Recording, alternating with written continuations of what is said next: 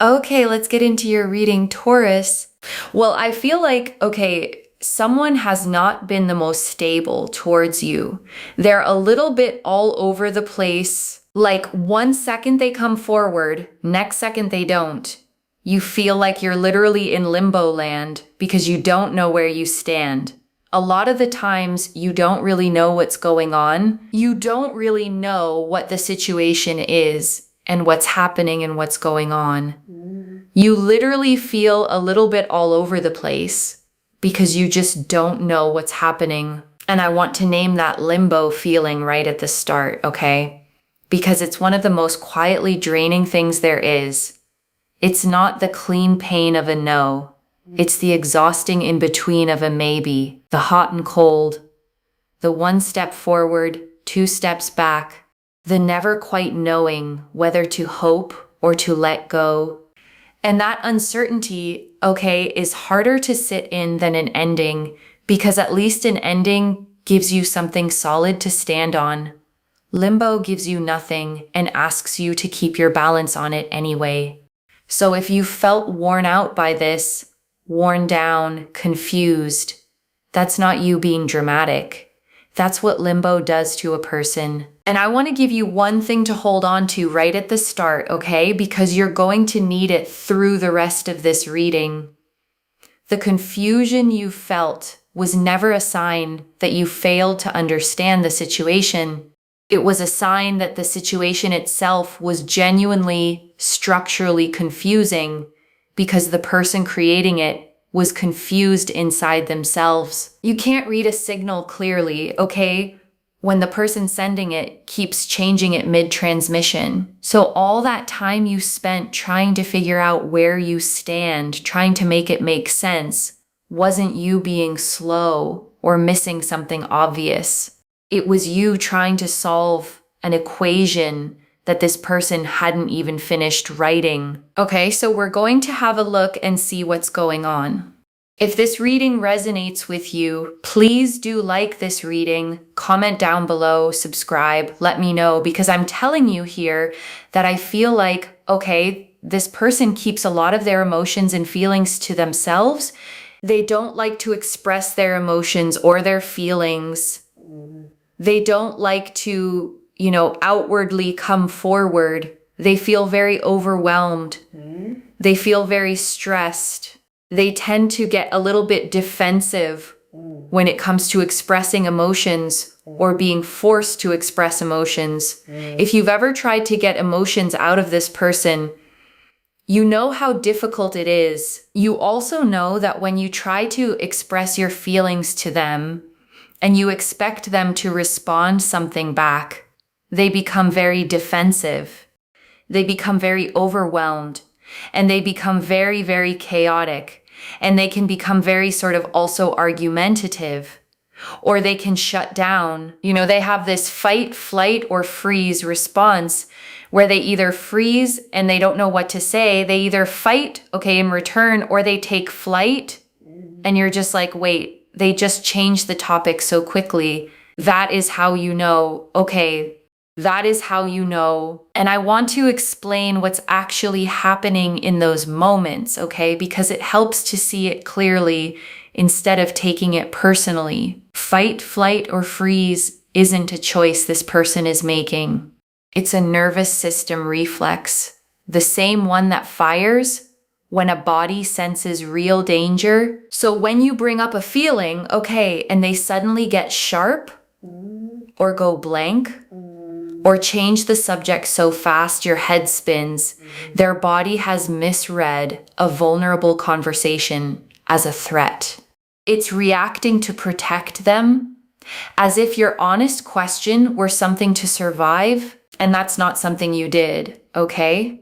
You didn't push too hard or ask wrong. You just knocked on a door that this person has kept bolted shut for so long that even a gentle knock sets off every alarm inside them. And I'm telling you, this person here is someone that has not ever been super, super comfortable with expressing their emotions or being vulnerable. They've had a very hard time expressing their emotions, being vulnerable, talking about, what really bothers them or how they feel and their feelings. The Fool, they found it very, very hard to do so as a child because the Fool energy is a childlike energy, right? And so they found it very hard to do that. And the Fool shows a figure at the edge of a cliff, okay? A small bag on a stick, a little dog at their heels, face turned up to the sky, completely open, completely unguarded. And it's the card of the child, of innocence, of the part of us that feels everything before the world teaches us to armor up. And I want to sit with what it means, okay, that this person's difficulty with emotions traces all the way back to childhood, because nobody is born unable to be vulnerable.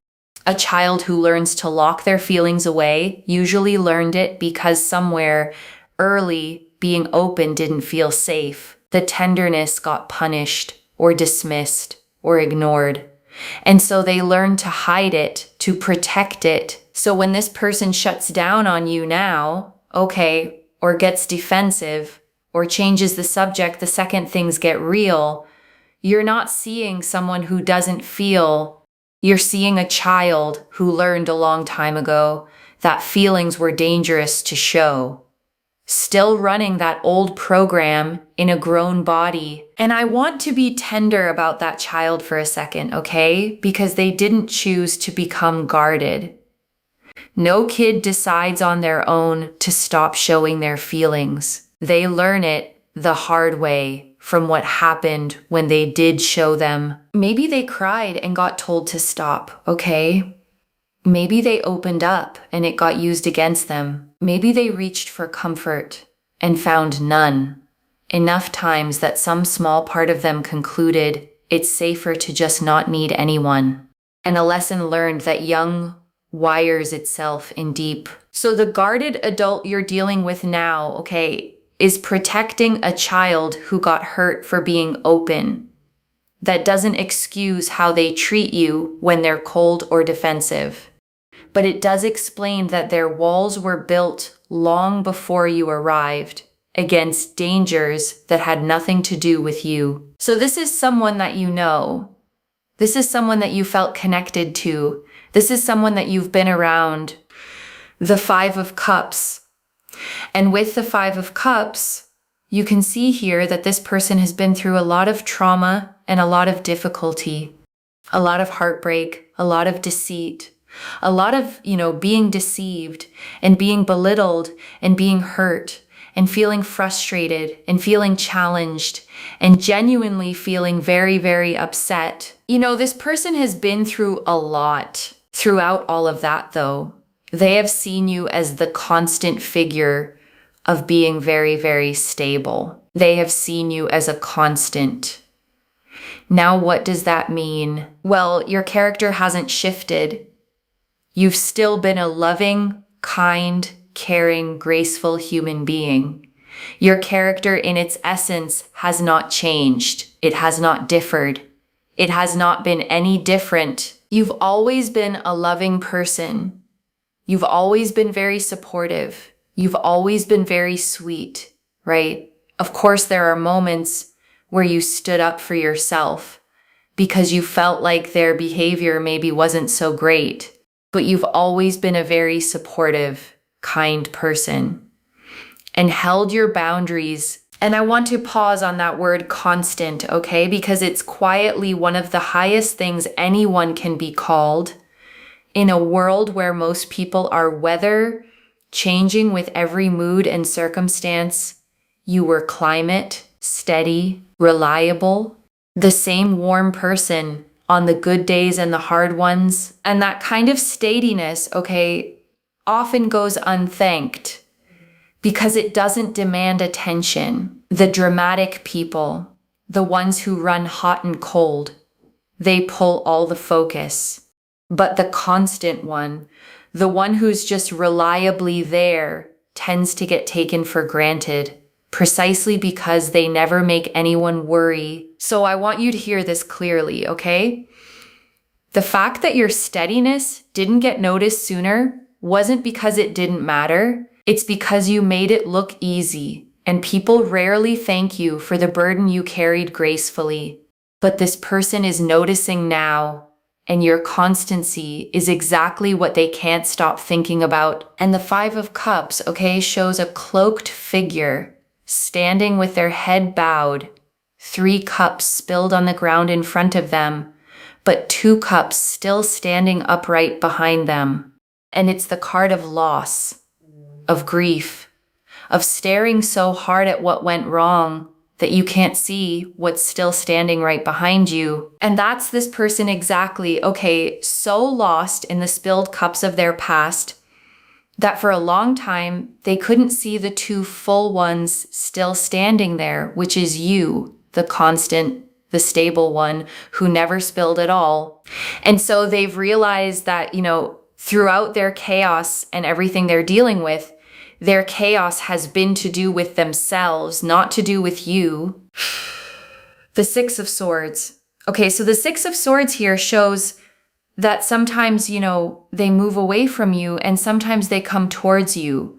But they've realized that your behavior has always been the same. It's them that has been chaotic. And it's them that has been sort of thinking about, the past pain that they've been through, which has overwhelmed them. And then they treat you as though you've done that, So they're starting to realize that you've been super constant and your energy has never faltered. You've never been wrong. You've not done anything wrong in this situation at all. You've never been disrespectful or unkind or, uncaring or anything like that. Your energy has always been super, super constant. And now they are starting to realize that. Now they're starting to feel like, oh my God, like you've always been super constant and kind and caring, super loving, super understanding. I'm the one that has actually messed things up. I'm the one that's actually done that, is what they're thinking. Okay, they're thinking to themselves like, I messed up and I did this and I did that. And they feel like they messed up and they feel like they didn't do the right thing. And they're starting to realize that you've always been the most amazing person. And the Six of Swords, okay, shows a figure being ferried across still water in a small boat, moving away from rough waves toward a calmer, distant shore. And it's the card of moving toward peace, of leaving turbulent water behind, of a transition from chaos into calm. Whether you are male or female, or however you identify, I read energies in tarot, not specifically genders. So this comes across as your loving, kind, caring, beautiful energy. And they know that they are the ones that have been suffering, struggling, and feeling miserable and feeling overwhelmed to the point where they take themselves into different directions and they don't know where they're going. Okay, it's a bit like the best analogy I can give you is imagine someone putting up a tent with other people, but everyone's got a different way of doing it and they can't agree on which step goes first. It's chaos, right? One wants to do things this way, another one is grabbing this, another one is grabbing that. They don't know how to put the tent up because they all have a different way of doing it. Okay, it's a bit like if you have a computer, right? And you're trying to fix the computer, but one person wants to turn it on. Another person wants to check the back of it. Another person wants to charge it first. You've got different people trying to do all kinds of different things, and it's just chaos. And that is where their mind is at, right? One part of their mind wants to progress things with you. Another part of their mind is like, no, I need to give things time. Another part of their mind is like, no, I should really come forward. But another part of their mind is like, no, but I should give space. And I should take care of myself and figure myself out first. That's what's happening. It's chaos, right? They can't pick one thing to do first. The best way I can explain it. I really hope my analogy helped, okay? Because I really tried explaining this one. It's a lot to explain, and I want to draw out something from that tent analogy, okay? Because it's more accurate than it might sound. The reason a person freezes isn't that they don't want to move. It's that too many parts of them want to move in different directions at once, and none of them can win. So they all just cancel each other out. And that's why this person looks like they're doing nothing, okay? When really they're doing everything all at the same time, internally, exhaustingly. The stillness you see from the outside is not calm. It's gridlock. It's a whole committee arguing inside one person who can't get a single vote to pass the tower. So we've got the tower here, right? Like they're so all over the place. Like 1 second they want to come forward. The next second they're like, oh no, I don't know what to do. Next second they just, they're just so all over the place. They don't know how to say something, how to do something, how to come forward, how to do this, how to do that. They just feel overwhelmed and stressed, and they're like all over the place, right? And the tower, okay, shows a tall tower struck by lightning, the crown blown off the top, figures falling from it, flames in the windows.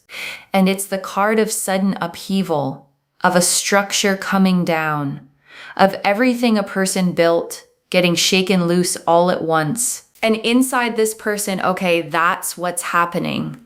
Whatever structure they built to keep their feelings contained is shaking, and it's terrifying for them because when your walls start coming down and you never learned how to be without them, you don't feel free. You feel exposed. And I want to name why this tower moment, okay, as frightening as it is for them, is actually a hopeful sign, not a bad one, because the tower only strikes structures that were never built to last.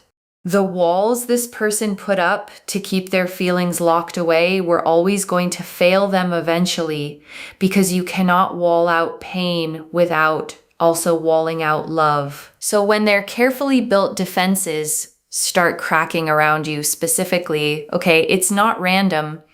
It's that you, the constant one, the safe one, are the exact person their walls were never designed to withstand. Something about your steadiness gets past the defenses that keep everyone else out, and that terrifies them, okay? Because being truly seen by someone safe is the one thing a guarded person both craves and fears most. The tower coming down means you reached something real, and now they have to decide whether to rebuild the wall or finally let someone in. The Queen of Wands, the Page of Pentacles, and the Eight of Cups. So we've got here the Queen of Wands, we've got here the Page of Pentacles, and we've got also the Eight of Cups. What's really significant and very, very strong here is that 1 second they want to come forward, the next second they don't want to. 1 second they feel like, yeah, I should come forward because you're so amazing. Then, and then they stop themselves. We really need to look a bit more into this because I really feel here what is going on. And the Eight of Cups, okay, shows a figure walking away from 8 stacked cups under a moon, heading off alone into the mountains. And it's the card of leaving, of walking away from something to go search for something deeper. And paired with the Queen of Wands, all that fire and confidence, and the Page of Pentacles, the slow, careful new beginning, you get the whole push-pull, the part that wants to stride toward you, and the part that keeps walking away to think. The King of Swords and the Ace of Pentacles, King of Swords with the Ace of Pentacles, well, it all looks normal on the forefront, but then we go deeper, and it just gets a bit, So King of Swords, on the surface, you'll probably think like, oh, this is just their emotional behavior and their emotional character. And this is just, how they sort of are and how they've been because of things that probably happened to them. But then we dig deeper and we have an angel here that's guiding us in a direction that's quite powerful. And the King of Swords, okay, sits facing forward on his throne, sword upright, a clear sky behind him, butterflies carved into the stone, and he's the card of clarity, of truth cutting through, of finally seeing a situation exactly as it really is. And here's the deeper truth the King of Swords is cutting to, okay? And I want to say it carefully because it matters. I really feel here that whilst things on the surface may look like, oh, they're just dealing with a lot behind the scenes, I feel like they've been betrayed a lot. I feel like they've been backstabbed. And I feel like people have done things onto them. And I want to be really honest with you about what that does to a person, okay? Because it explains the erratic behavior better than anything else could. When someone has been betrayed enough times, backstabbed by people they trusted, their whole nervous system stops being able to tell the difference between safety and danger. So even with you, okay, even with the one constant, stable, kind person in their whole life, a part of them flinches, braces, pulls back, not because you've done anything, but because betrayal taught them that closeness is where the knife comes from. And until they heal that, they'll keep reacting to the memory of their pain instead of to the reality of you. And I want to go one layer deeper on this, okay? Because it's the key that unlocks the whole reading. A person who's been betrayed enough doesn't just get cautious. They develop a kind of tragic logic where the closer someone gets, the more dangerous that person feels. Because in their experience, closeness is precisely what gave the last person the power to wound them. So watch the cruel irony of it, okay? The safer and more constant you are, the closer they let themselves drift toward you, and the closer they drift, the louder that old alarm gets until they panic and pull back right when things are going well. It looks like rejection. It's actually fear of how much they're starting to feel. And that's why the hot and cold happens exactly when it does, okay? It's not that they lose interest. It's that the moments they pull away tend to come right after the moments they got closest, because closeness is the trigger and retreat is the reflex. Understanding that won't fix them, but it will stop you from blaming yourself for a pattern that was set long before you. And that's why there's no consistency. Okay, if you look at this person at work, for example, you will feel like there is no consistency. 1 second they want to turn up, the next second they may not turn up. 1 second they turn up with good energy, the next second they turn up with not very good energy. The strongest way to look at this person, okay, is to see, number one, their emotions and how they act towards you. And the second way is their work environment, how they are in their work environment, because let me tell you, both of those aspects show a person that's all over the place, and that, I think, is to do with everything they've carried. And I want to say something clearly here, okay? Because I know a reading like this can leave you wanting to fix them. You can't heal another person's betrayal wounds for them. That's their work to do on their own side in their own time. What you can do is stop taking their inconsistency as a verdict on you, because it never was one. Their chaos was never a message about your worth, okay? It was the echo of everything that was done to them before you ever came along. The Queen of Cups and the Five of Pentacles. We also have here the Queen of Cups and also the Five of Pentacles. So I'm telling you, listen, I do believe that this person will get themselves to a much better place. They are very all over the place. They are sabotaging their own life. They feel confused. But I do believe that's because behind the scenes, there is something much deeper going on. All that betrayal, all that backstabbing that we have looked into. And the Queen of Cups, okay, is the most emotionally deep, compassionate, nurturing card in the deck. A woman gazing into an ornate cup, completely in touch with her feelings.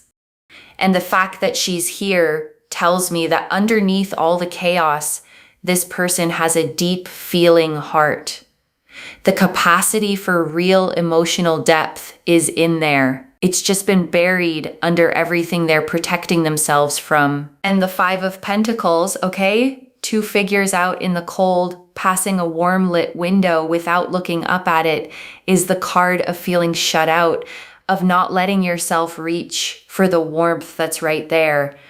And that's the thing this person keeps doing, standing out in the cold beside the warmth of you, not because the warmth isn't there, but because they don't yet believe they're allowed to come in. And I want to name why a person freezes outside the warmth, okay? Even when they can see it, even when they want it, because it's one of the saddest patterns there is.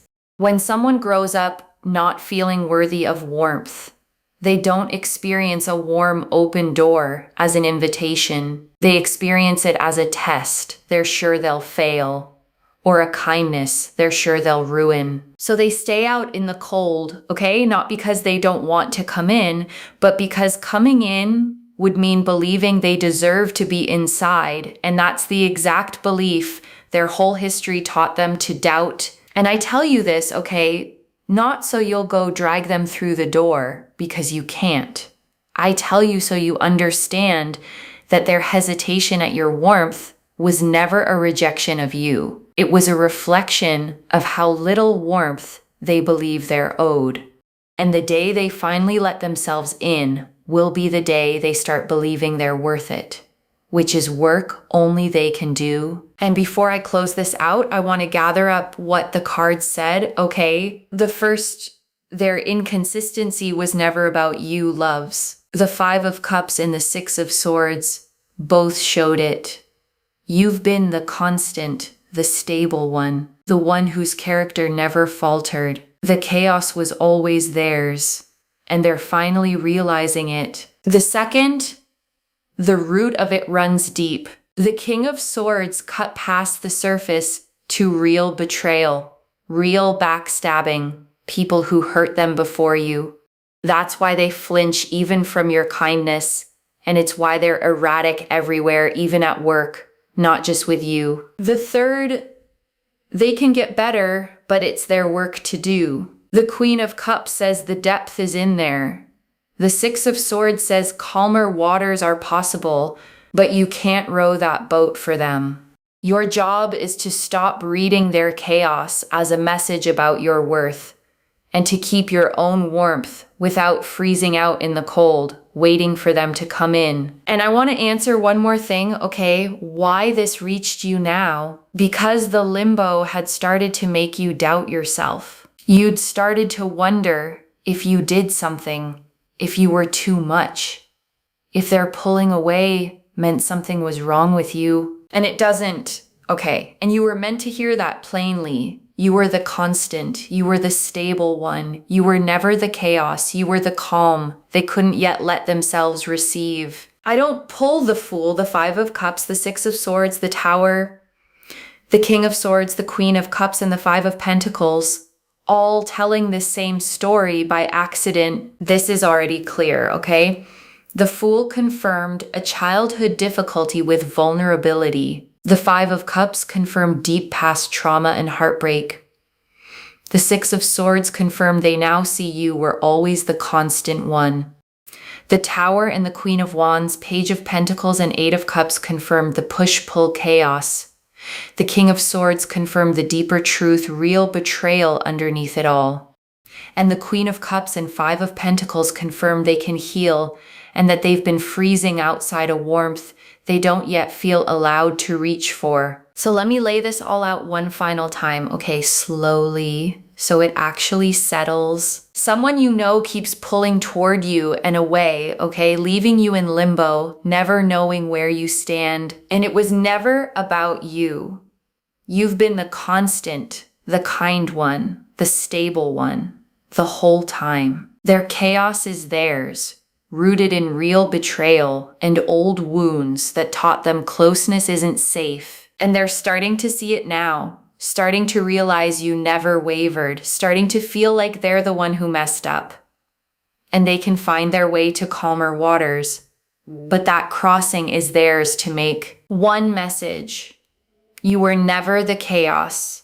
You were the calm they didn't yet know how to come home to. If this resonated, loves, let me know in the comments what hit hardest. And if you haven't already, Subscribe to Moonveil Tarot, like this reading, and I genuinely read every comment, even the ones I can't always reply to individually. Your story becomes part of the reason this reading keeps finding the next person who needs it too. Wherever you're watching this from, okay, I want you to actually feel this settle in before you go. You have spent so long, okay, trying to read someone who kept changing the signal, leaning in, then pulling back, warm, then cold. And somewhere in all that limbo, you started to think the confusion was yours to solve, the problem yours to fix, the fault maybe yours to carry. And none of it was okay. You were steady the whole time. You were the one thing in their storm that never moved. And the fact that they couldn't reach for you was never a flaw in you. It was the depth of a wound in them that had nothing to do with you at all. So stop standing out in the cold, okay? Waiting for them to open a door only they can open. Keep your warmth, keep your steadiness, and let them do the crossing to calmer water in their own time, while you go on being the beautifully constant person you have always been. Take care of yourself. Bye, loves.